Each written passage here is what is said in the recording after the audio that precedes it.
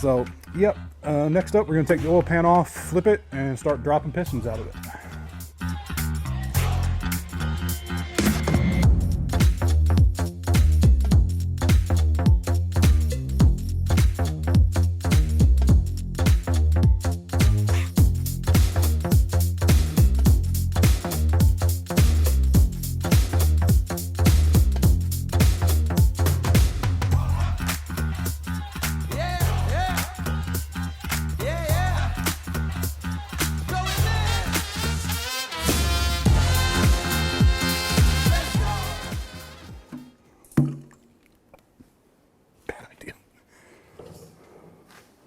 Take two. All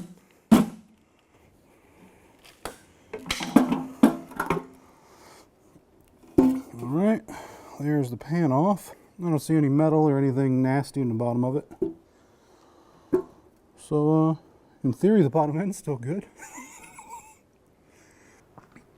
I just tighten it. Big brain.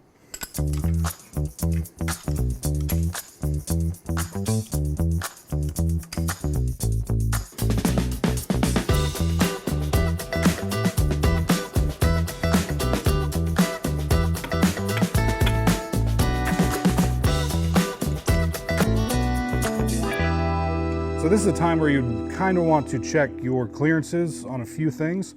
Thrust of the crankshaft is a major one. You want to rock your crank back and forth like this. Probably can't see it on camera because it's only a few thousandths that it's moving.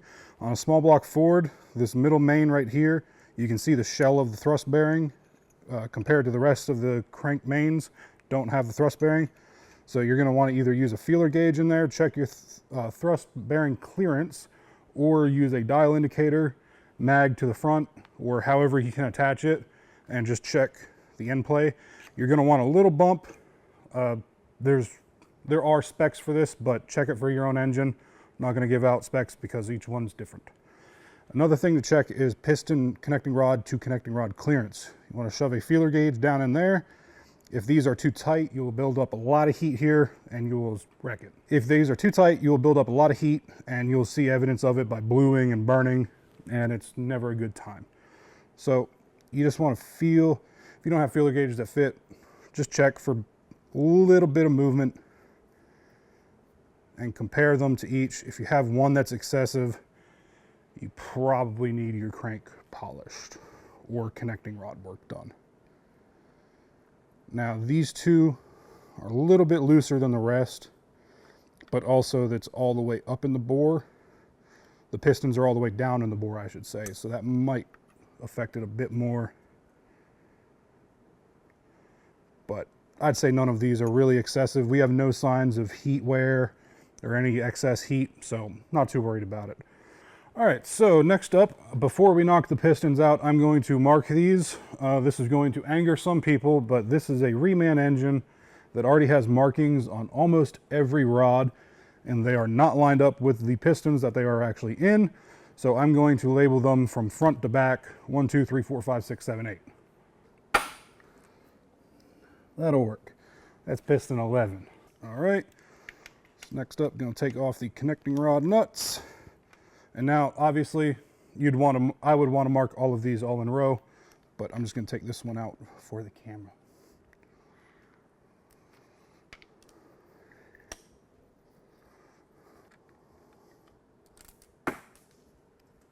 Knew that was going to happen.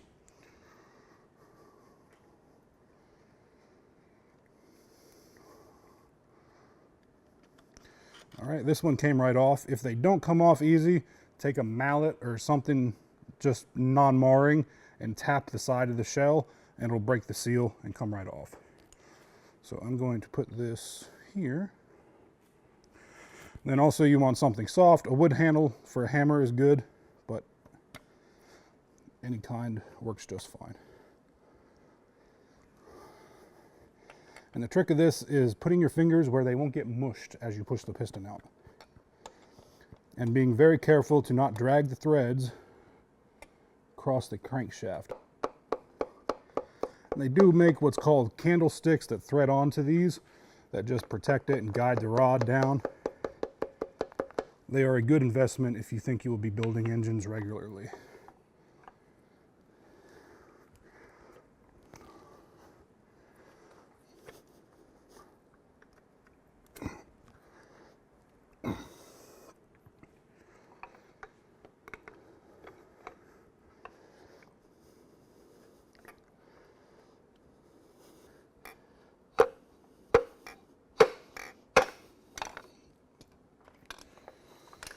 All right, so these don't look horrible.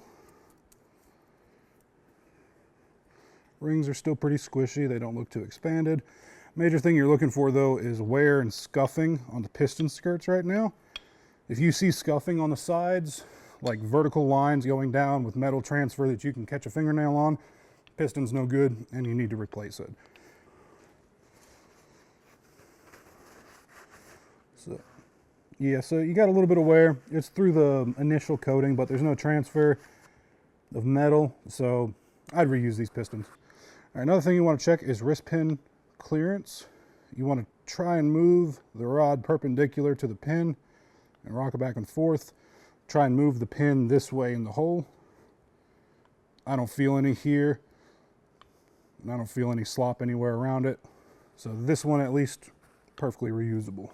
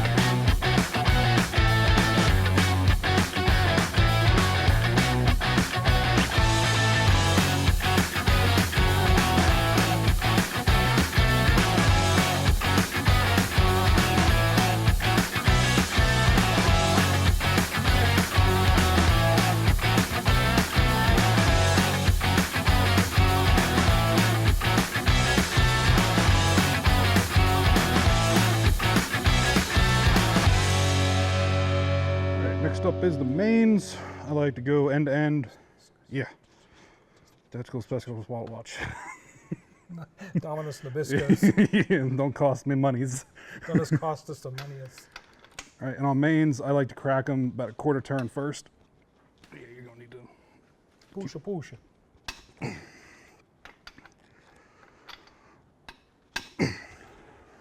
Now, why are you cracking them a quarter turn first? I'm waiting for some huge technical explanation. For torque to yield bolts and stuff, it's more important, and especially on cylinder heads, to get the crank to unpressure. Yeah. Or whatever part you're untorquing. So you're just doing it out of a matter of that's what you always do. Yeah.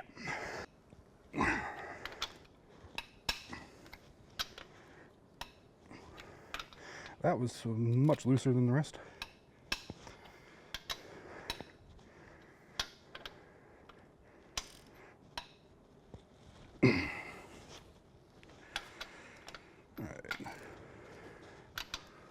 Now, are we supposed to replace these bolts as well? I don't believe so. So, most bolts on old engines are not torque to yield. They didn't really start doing that for a while. If you can thread a nut down on them and you don't have any deformities in the shafts. Some of these are a little grungy feeling. Yeah, they're gonna be. But if you can thread a nut down all the way on the threads and you don't have a thin spot, that's the shoulder of the bolt that's machined for that. But if you see a spot where it's pulled, like it's stretched, then you definitely got to. These are most likely replaceable. I mean, runnable. This one's getting a little funky, but it's not quite there yet.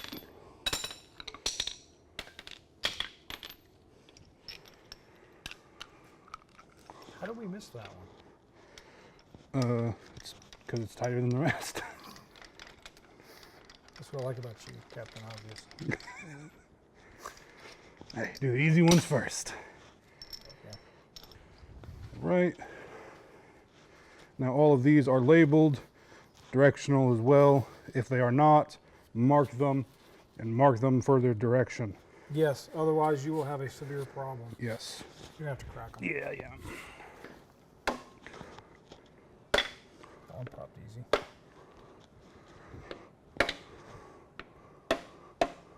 That's got the steel and stuff on it, so it's going to be hard to get off.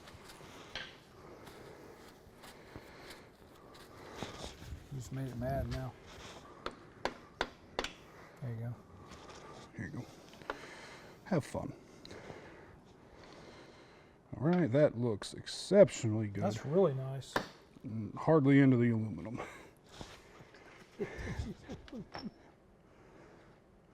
That's serviceable. Yeah. I would use that. Yeah. Center one's a little more wear, Yep. but it's not. You know, only issue I see is into the copper on the thrust.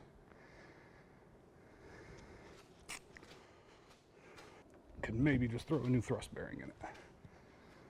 Serviceable. This has had a bottom end done to it. Yeah.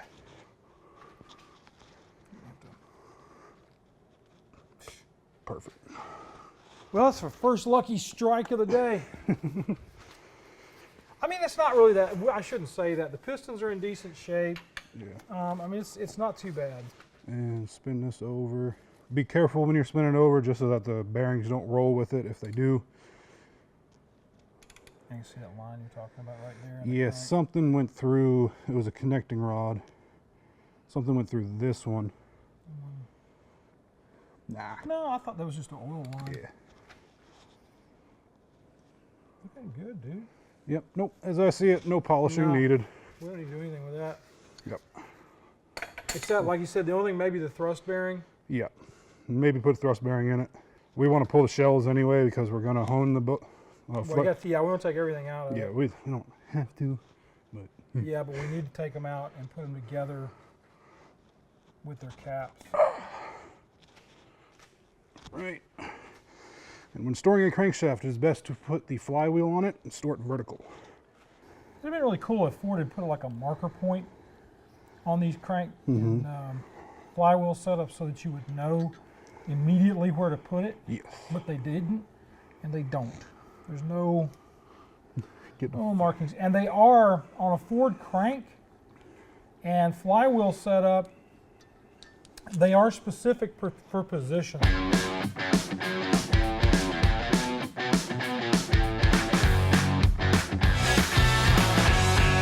Oh. Now, if we'd have been smarter, we should have marked inside of here for this, but we are not reusing this flex plate. We are going to be putting a different one in.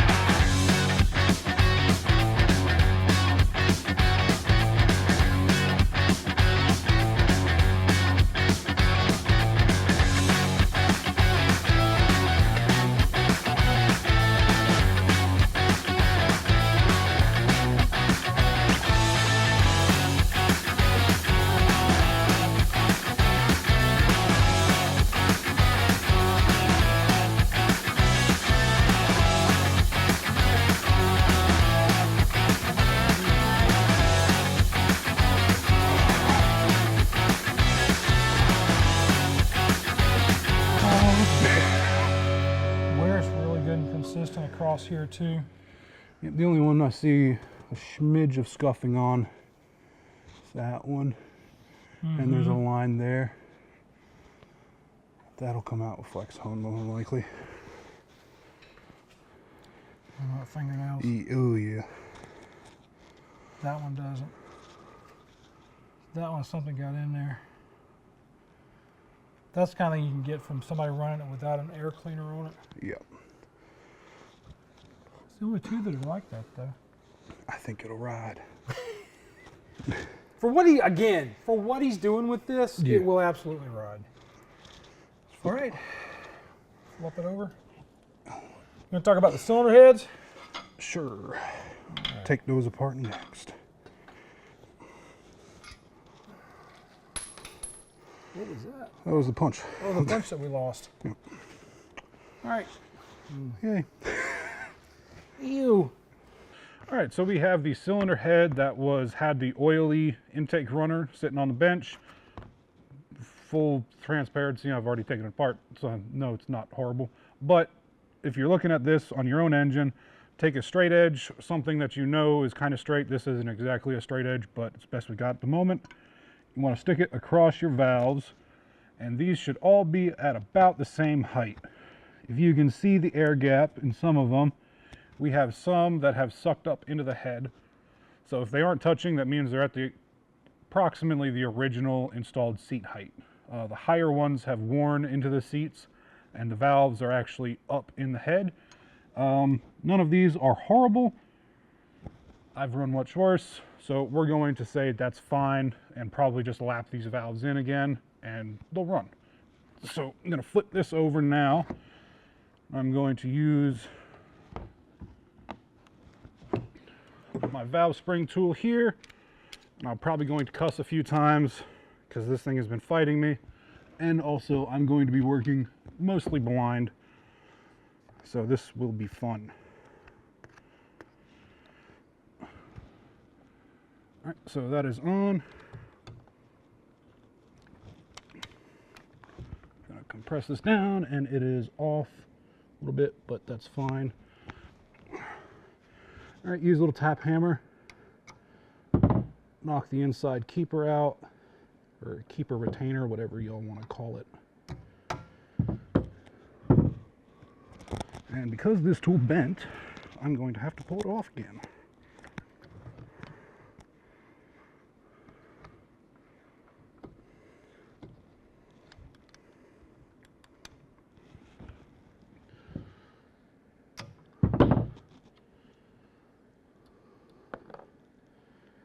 All right, get your two keepers out.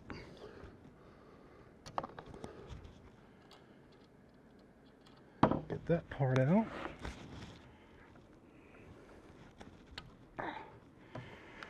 Release the pressure.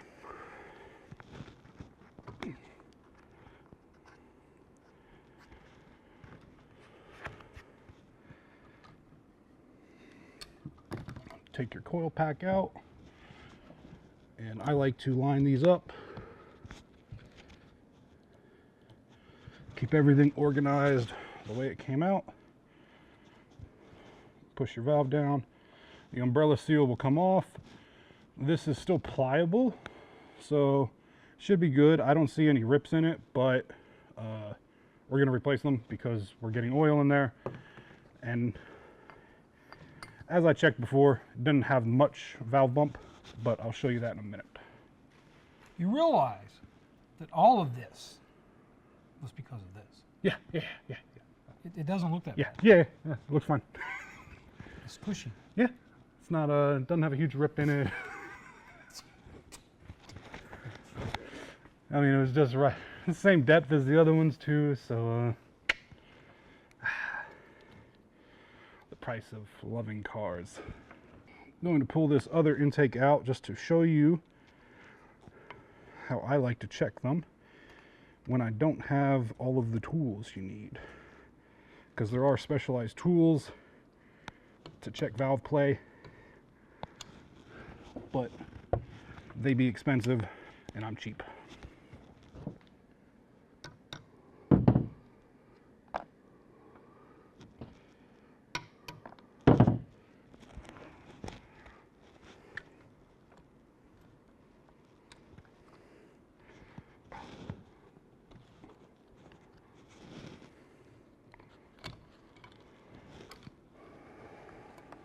All right, get that.